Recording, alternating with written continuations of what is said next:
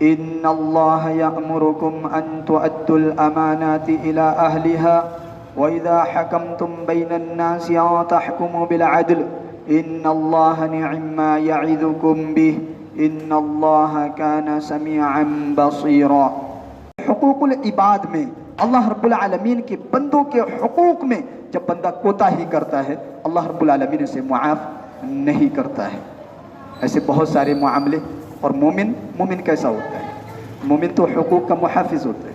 مومن اپنے پاس میں کسی کے حق کو رکھتا نہیں ہے۔ مومن تو وہ ہوتا ہے جو حقدار کو ڈھونڈ کر اس کے حق کو پہنچاتا ہے۔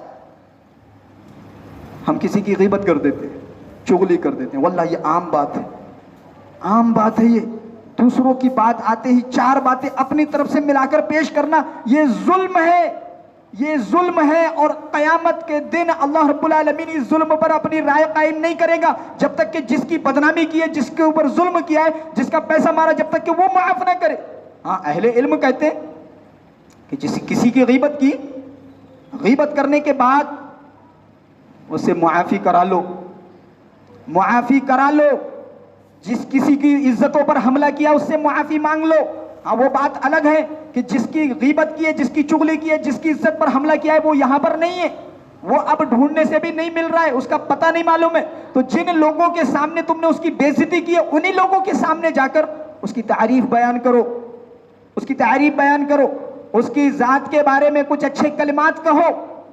ورنہ اگر کسی کے اوپر ظلم کیا ہے، غیبت کی ہے، چغلی کی ہے، کسی کا مال ناحق دبایا ہے، تو یاد رکھنا میرے بھائی، اس دنیا سے جانے سے پہلے، یہ سانسوں کا سفر ختم ہونے سے پہلے بخشش کرا لو، ملاقاتیں کر لو، حقوق کی ادائیگی کر لو، حقوق ایک دوسرے کے ادا کر لو، ورنہ کل قیامت کے دن معاملہ بڑا سخت ہونے والا ہے۔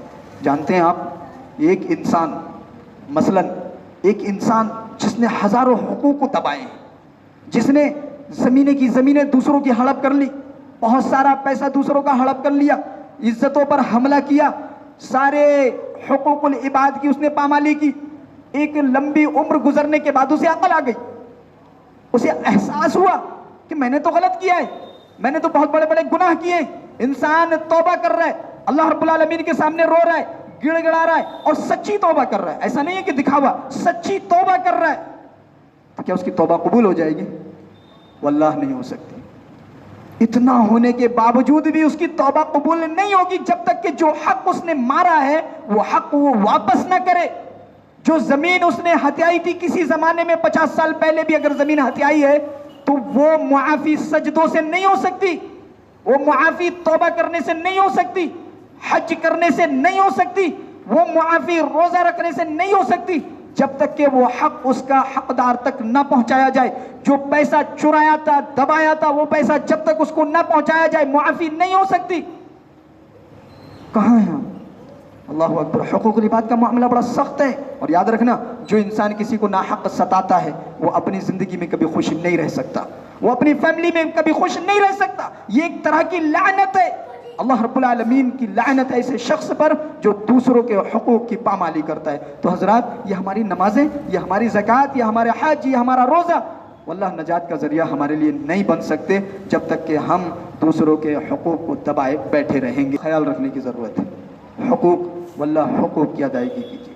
یہ سانس رکنے سے پہلے، یہ سانس بند ہونے سے پہلے تنہائی میں بیٹھ کر ذرا جائزہ لے لو کہ بچپن سے لے کر جب سے ہوش سنبھالا ہے اتنی زندگی تک میں نے کس کے اوپر کیا حق تلفی کی ہے۔ واللہ آج ہی معاف کرا لو، زندگی کا کوئی بھروسہ نہیں ہے، کب اس دنیا سے ہم چلے جائیں، یا جس کے ساتھ ہم نے حق تلفی کی ہے وہ اس دنیا سے چلا جائے۔ واللہ ڈھونڈو، تصور کرو، اللہ رب العالمین معاف نہیں کرے گا۔ حقوق العباد کی معافی اللہ کی طرف سے نہیں ہو سکتی جب تک کہ بندہ خود معاف نہ کرے۔